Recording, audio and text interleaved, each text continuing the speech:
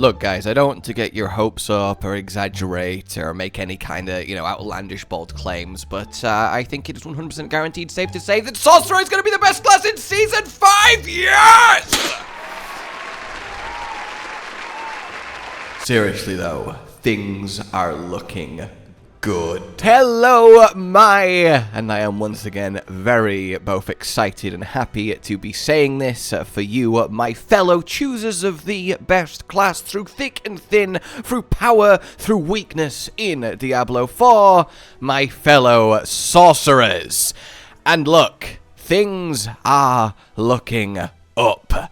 And I am really excited. Bottom line, Sorcerer is in line to compete for the title of, best class in Season 5, both on a power level and genuine build variety / fun level, and that is exciting. Technically then, Sorcerer has had, I'd say 2, you could argue 3 peaks of power in the past, one of which though was like the level capped sort of couple days beta way in the day before the game even released, so the reality is probably 2. Bugged Ball Lightning in Season 2, and then Infinite Flame Shield Immortalness that required you to, well, grind for perfect gear and the perfect boss like it was your job. Now, one of those was a lot more fun than the other, and both of them were immediately smashed, destroyed, removed into oblivion following that season. So we've never really had a kind of just general easygoing state of we're just a really good class at like base level.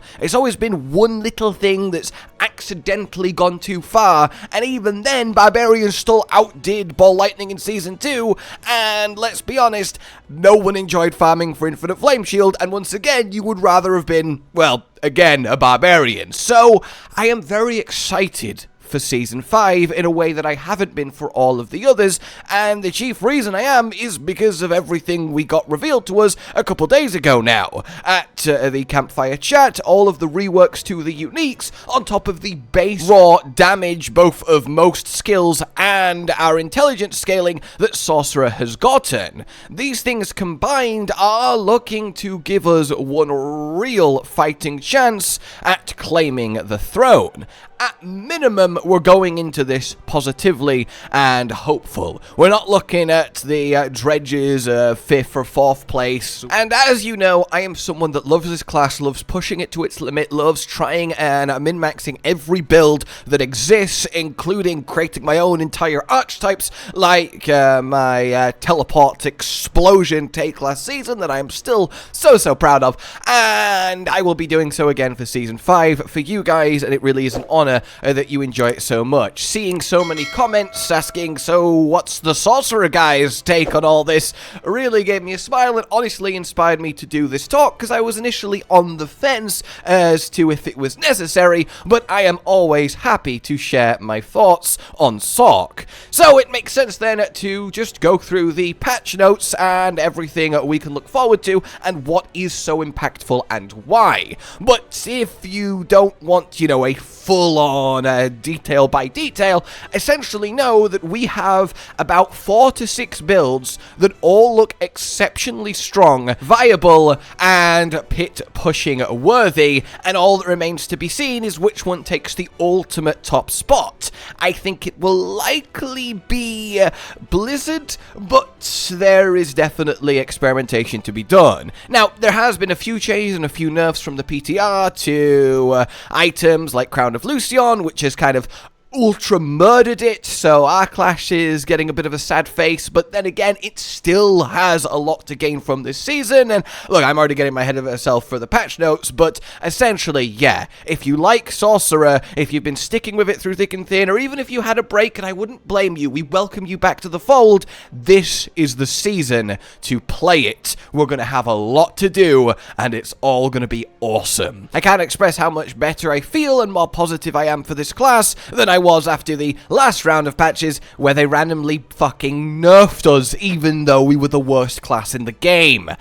Oh, In any case, let's jump into the patch notes. Here we are then, newly updated with extra changes from the PTR that were added after the initial release of these notes post the Campfire stream the other day. So let's get into this then with, well, a fallen hero in the name of Crown of Lucion that is firmly Lucy gone. They have murdered this poor helmet, and it did need a nerf because it was just going to be the best for essentially any build, but it's really gone too far. Losing the 75% resource cost reduction makes this so hard to use and build around because you're going to be using 150% more resource cost. That is so hard to counter. There will be classes and builds and synergies that can kind of do it with the help of the right gear, and look, you still get 75% multiplicative more damage, which is the most you're going to get out of any helmet ever,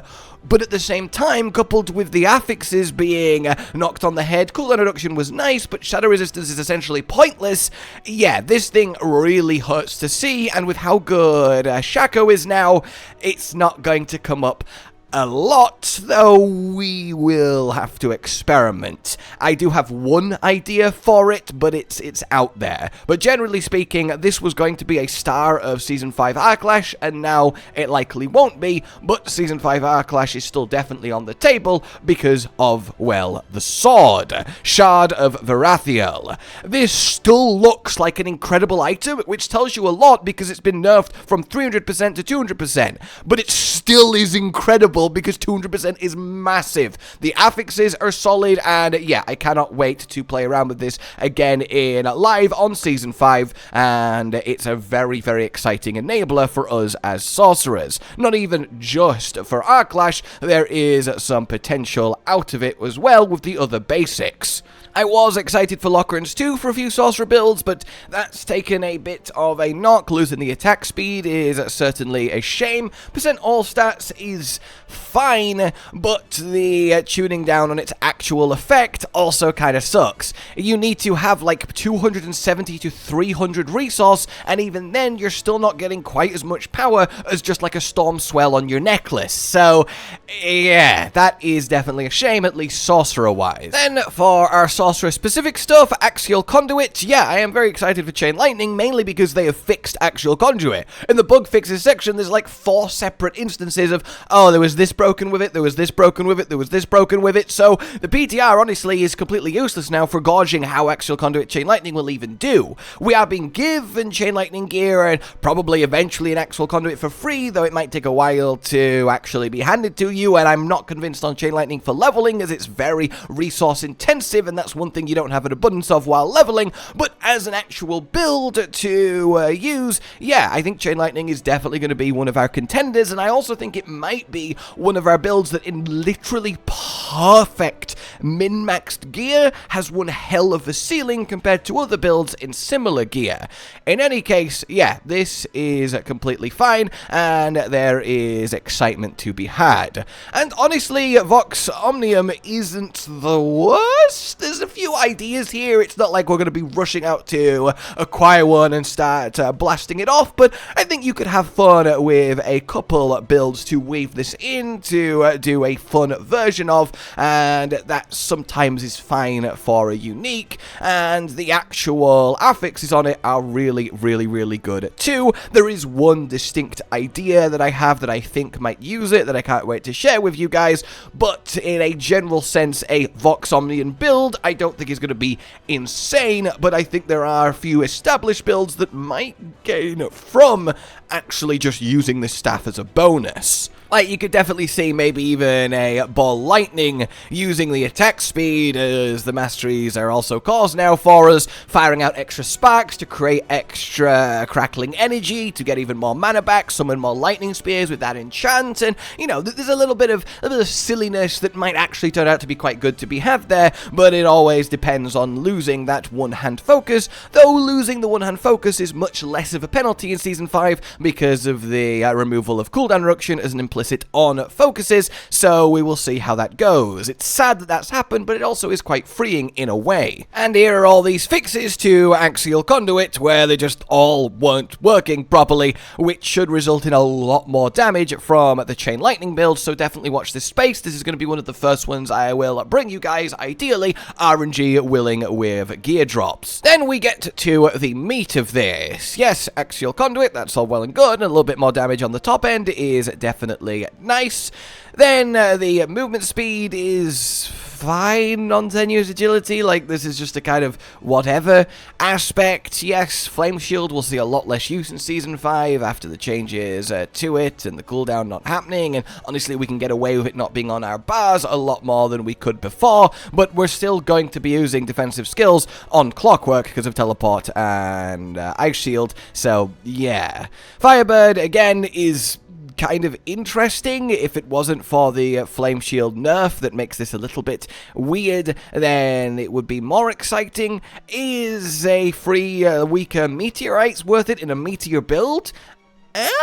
It's probably, I mean, it's a bit of damage to gain from what is a defensive aspect, so it's not like it's completely a waste of time that this exists. Lightning Rod aspect buffed to 80%, 50% chance against bosses, which is what matters for this aspect, and then it will do 80%. So this is just an average of 40% multiplicative more damage to Chain Lightning, which is really good, and the best you're going to get out of an aspect slot in a Chain Lightning build, so that's really exciting and a lovely buff to see.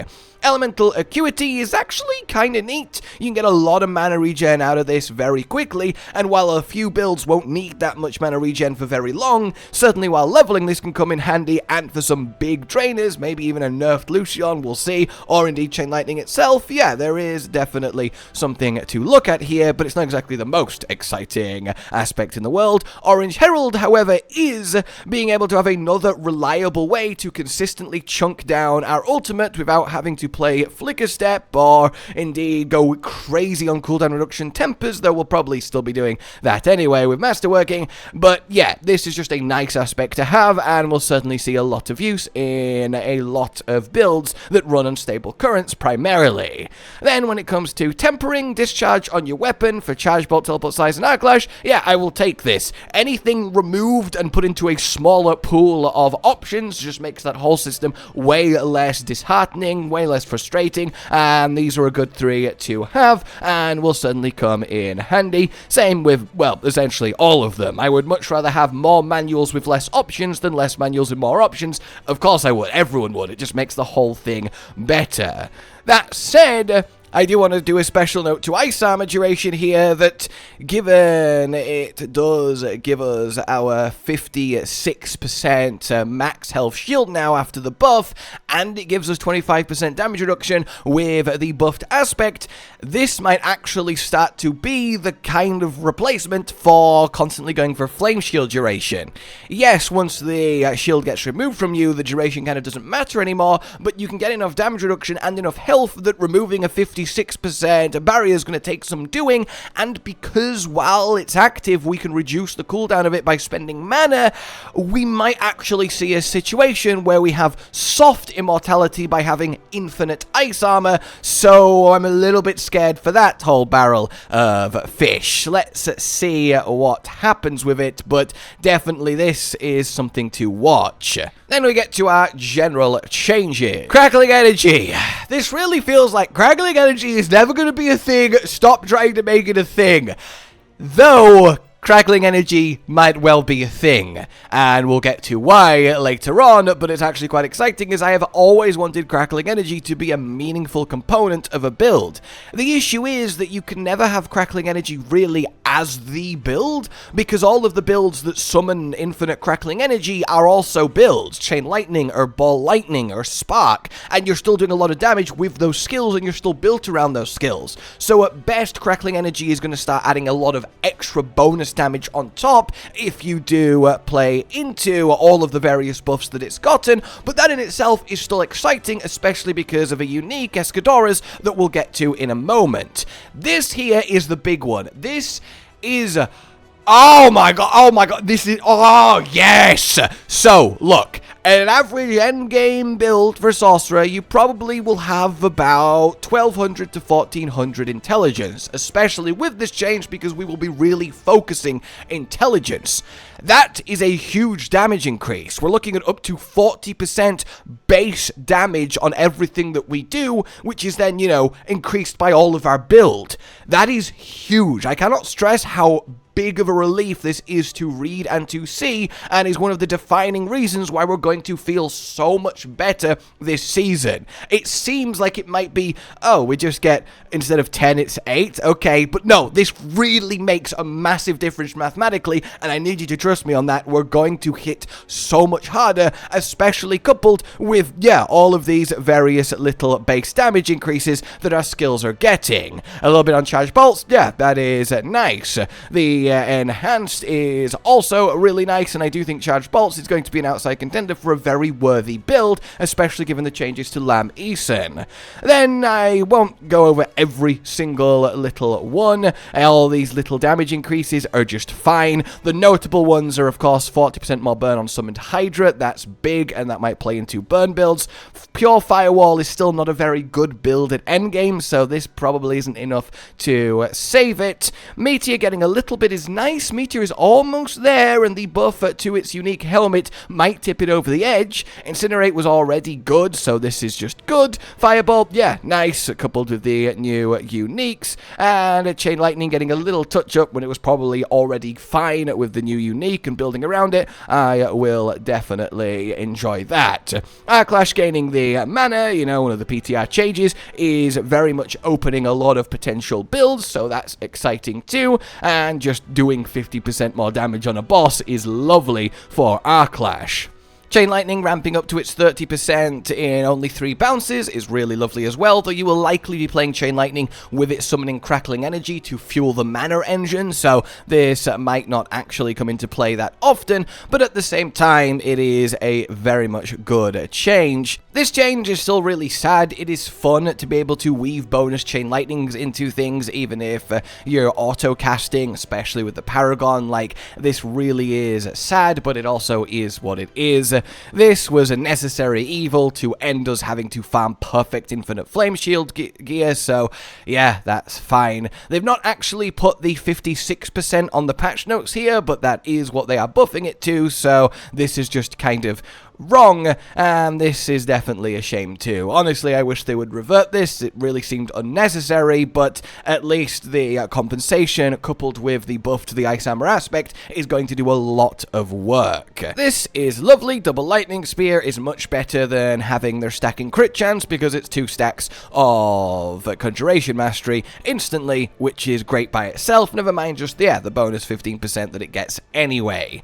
Blizzard is getting a huge up, but that doesn't really matter because they don't play Blizzard for Blizzard, it's for the ice spikes it summons, and it would have to be ridiculous damage to play pure Blizzard, but even then you'd still play ice spikes and just gain more Blizzard damage on top anyway, so yeah, it's sort of whatever. This is really good because Blizzard was fairly mana hungry as you get enough attack speed and start really layering them on bosses, and this can kind of help out early on when you don't have perfect gear. You'll still want the extra duration in a properly endgame build, but it's not a bad stopgap. This is an absolute travesty, and I hate it. There's no other way to say about it. It's unnecessary. No one was upset at Teleport. Yeah, this is going to be one of the biggest reasons to still love cooldown reductions, because Teleport will still be in literally every single Sorcerer build that exists for all time, and they would have to do a lot more damage than this to prevent that. The base damage is nice for Teleport bomb builds, which I can't wait to explore again, but yeah, this is very much a big shame. Ball Lightning up, Ice Shards up, Frozen Orb up, yeah, lovely. Frozen Orb up especially is kind of silly because Frozen Orb's probably going to be one of the best builds again because the buff to the unique necklace for it, the Winter Glass, is really solid, and there's a lot of new tools to leverage in Frozen Orb's favor, so that's very exciting. Convulsions is just fine. Crippling Flames is just fine. Snap Freeze is just fine. I don't know why they're even getting looked at. No one used them anyway, and they'd have to be a lot higher percent than this for them to start getting a serious consideration. Shocking Impact was kind of okay in very specific builds that mainly were meme tier but fun, so hey, I'm not going to complain at that. This, however, is huge. 60% multiplied in more burning instead of 20. That is quite the tasty increase and a very, very good sign for any damage over time builds. Incinerate is very, very happy with this. Probably one of the stars of the show, though, is VS Mastery. New VS Mastery is kind of awesome. The 25% DR is lovely, and it'll just be permanently on because you'll always be critting with shock skills. And the thing is, you don't need to be playing a shock build for new VS Mastery. You will get crits with Lightning Spear, with your teleport, and they will be on your bars in a lot of builds that aren't shock skills. So you'll be getting charged, and then just all of your crits, it's not just shock crits, will have this arc lightning damage to other enemies, which is really exciting, and it really opens up this key passive, so I'm very much looking forward to seeing how it folds in to various fire and frost setups. But even then, on, yeah, your ball lightning, your arc lashes, your chain lightning, this is just really, really good too, so honestly, fantastic. Shatter going up is nice, because Shatter isn't bad, but yeah, doing this does make it unable to be ridiculous anymore, so that's fair. Warmth going to 12% from a boss, from 6% and 3 from 1.5, a double in effectiveness. This is one of the most underappreciated huge changes for sorcerers going. We need to get a lot of health stacked because A, that will mean ice armor at 56% will be a bigger barrier, and it's going to be one of our main survivability tools, but also then it means that warmth in anything with burning, which is most things with firebolt, enchant, or indeed fire builds, we're going to be getting a ton of healing pouring in, with which the right amount of DR will make us really hard to kill. And you can get ranks of warmth from your tempering. So this might actually end up being ludicrous, like really ludicrous. With the right ranks from tempering and hitting it with masterworking, you can start getting like 30 to 40% of your health a second from standing near a burning boss. Now, I don't need to tell you that that's amazing, and I cannot wait to explore that further throughout the season. This little cap on Align the Elements, yeah, that's just fine. An extra bit of damage reduction on Mana Shield, not going to complain at that. Who cares about the charged aspect, or indeed the aspect of efficiency? Engulfing Flames, yeah, that's just nice for any kind of burning build like Incinerate that might throw it on. And then Abundant Energy, yeah, that's nice for Crackling Energy, though you're still not going to really be focusing on it, and aspect space is limited, so it probably won't get a look in, but potentially another 40% multiplicative damage in a extra bounce might come in handy when we combine it with a unique that we'll look at. Your Splintering Energy is also really, really lovely, and it makes Lightning Spear an entire build by itself, focusing on this arc of lightning from your Lightning Spear and really getting them spammed out there with Crackling Energy and the enchantment. That's very exciting, and one of the things I'm looking forward to experimenting with. The completely reshuffle of Blizzard's aspects is definitely a shame, as you're getting less bang for your buck, and for your aspect space, it's not going to affect Blizzard's standing because of how insane Blue Rose is now, but it is a little bit of a knock and kind of annoying when we think about how limited we are when it comes to what aspects we put where. This is absolutely wonderful, one of the best buffs we've gotten. 25% DR for our ice armor is really, really good, and if we can get ice armor up every 5 seconds, which we can by increasing its duration, coupled with the spending mana reduces its cooldown and just general cooldown reduction, we might be able to really get permanent 25% DR on top of permanent ice armor,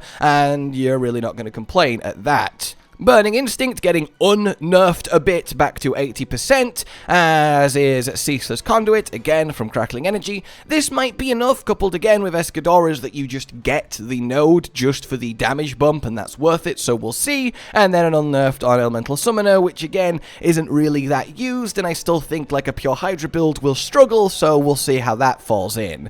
Buffs to Icefall is really, really nice, as that's taken with most Frost builds. Well, I say most, all of them, obviously, so yeah, I'm not complaining there. Same with Frigid Fate, and indeed Searing Heat on your fire builds. Then, finally, we have our updates to the uniques, which is so exciting for us. We probably got the best deal out of any class here in terms of sheer number of strong changes across the board, and is one of the primary reasons I'm so excited for Sorcerer builds in Season 5.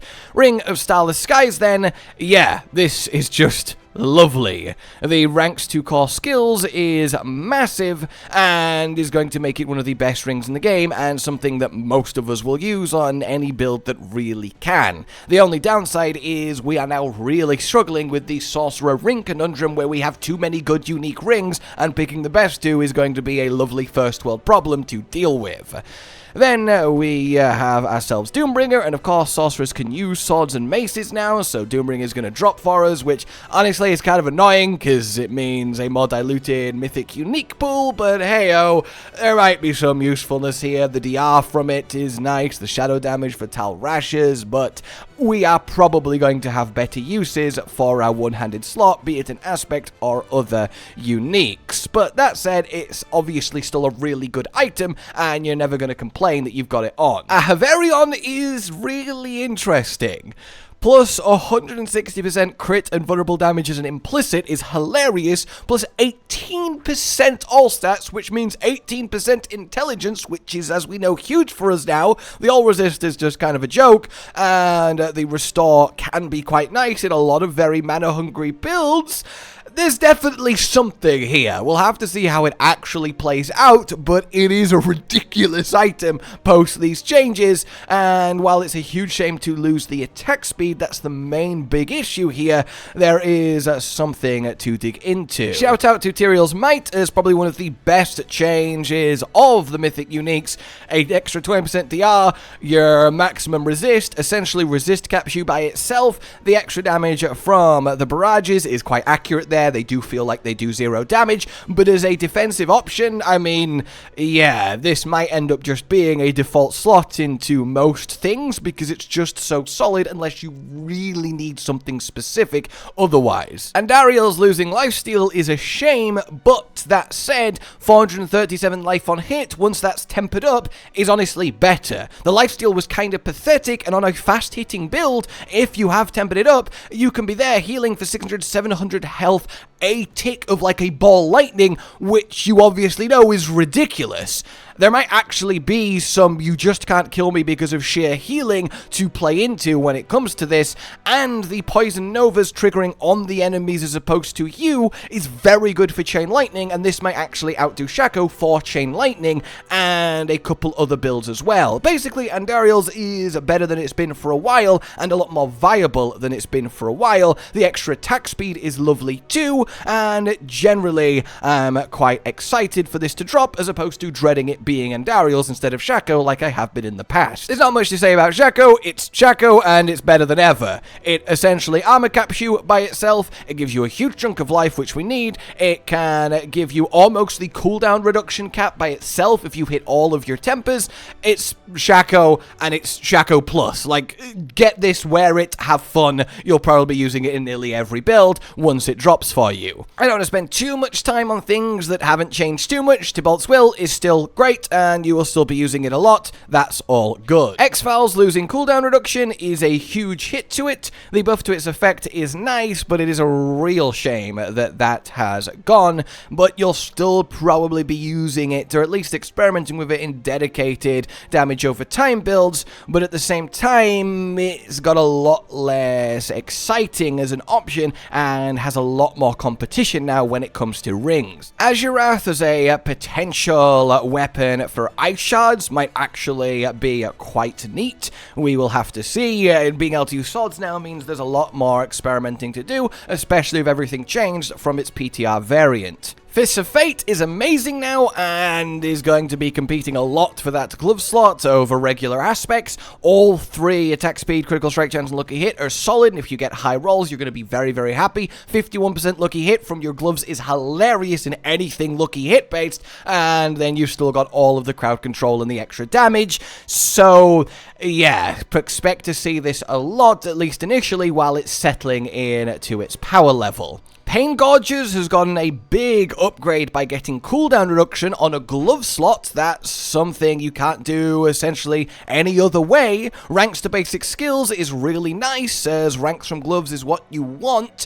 The stun is just fine, the attack speed is lovely, the effect is still the effect. This change might actually be enough to see it go into our clash over a regular aspect on your gloves, but then again it still has to compete with Fists of Fate, so we really are suffering from too many good options, and I really can't wait to dig into it and work out what's what. Then, lastly, we get into Sorcerer Unique specifically. Fractured Winterglass is so much better, the non-physical damage is ridiculous now, having a inbuilt chance to cast it twice is awesome, because it means we don't have to get that temper specifically on our weapons, and we can play with more unique options, literally.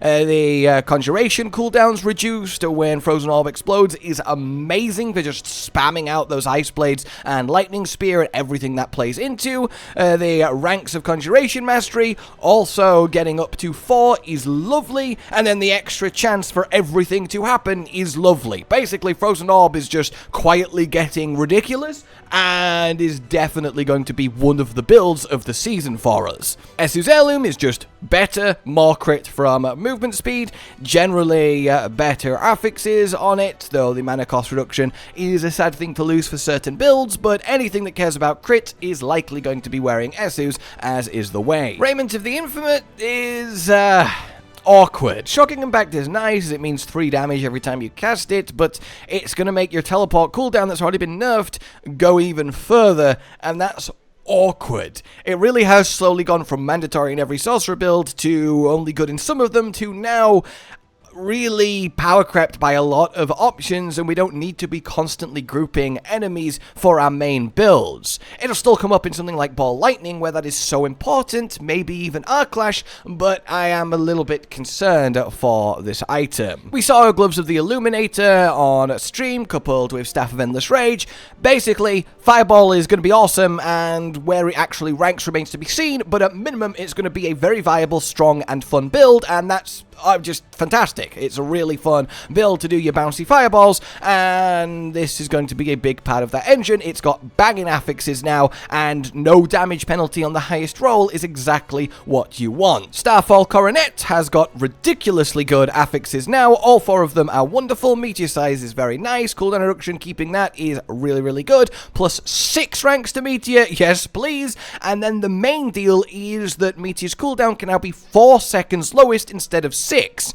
Given that we're going to be able to comfortably reach the kind of cooldown reduction that will take this to about 1.7 second cooldown, coupled with Ice Blades on top, we might actually start to see a situation where you can essentially cast Meteor for free, just spamming it, and that is potentially monstrous. Meteor, I think, has a chance of being a big sleeper hit of Season 5. The only real issue with it is it's competing with Buffed Shaco for the helmet slot. But other than that, this is huge, and any Meteor enjoyers out there get very excited. I will, of course, be bringing you a Meteor build as soon as I can. Honestly, my biggest issue is there's so many good builds to bring you, and the only thing I have to work out is the order. So, yeah, I will do my best. Blue Rose is probably our biggest winner on a pure power level. It's fucking ridiculous. The fact that in previous Blizzard Ice Spikes builds you didn't play Blue Rose, you just played Tal Rashes and Starless Skies, or even just a normal aspect in some cases, was really sad.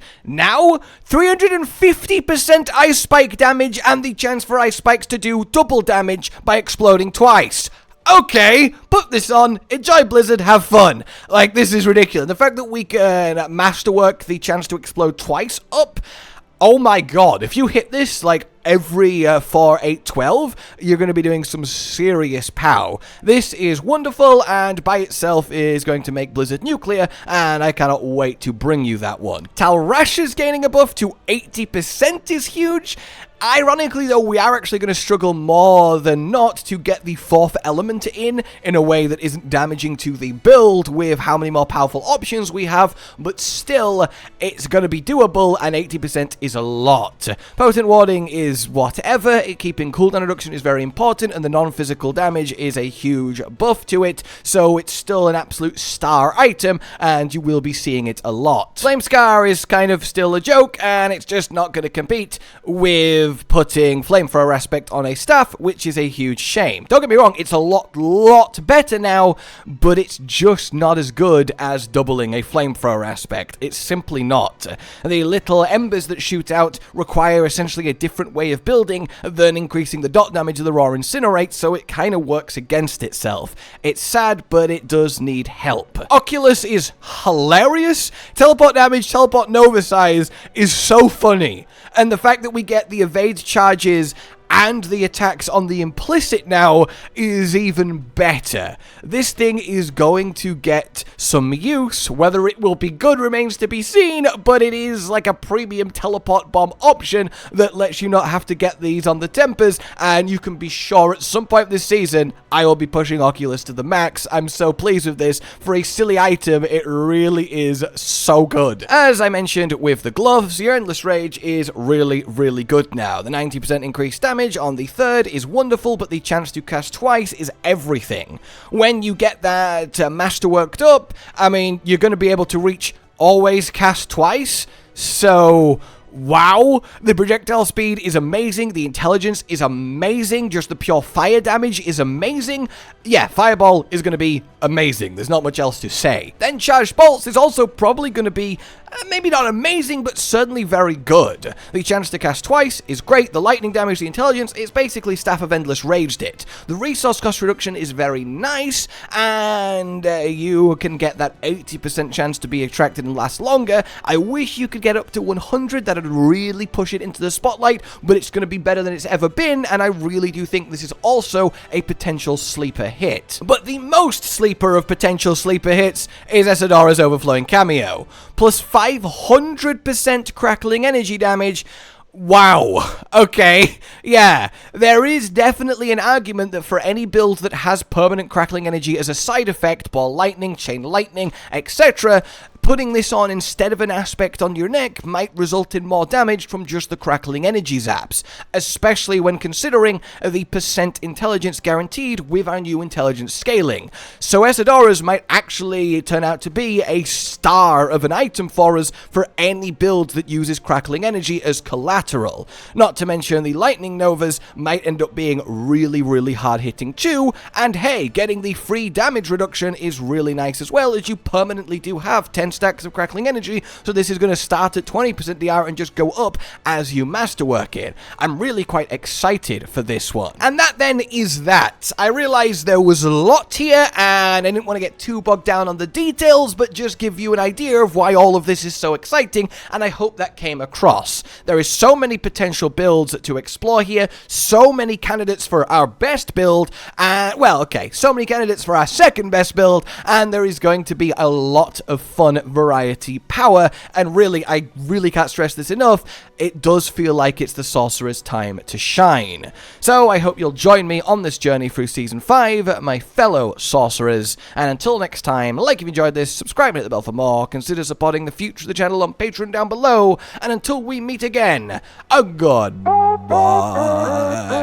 Josh, Cotton, and Hollow with the videos, dropping the humor like a hammer on your tippy toes, bringing entertainment on a daily arrangement to take our insanity and turn it into entertainment. Yes, I said entertainment twice, to reiterate that it is nice to look into your faces on a mostly daily basis when you let us in your homes to make the whole world a stage. Goodbye.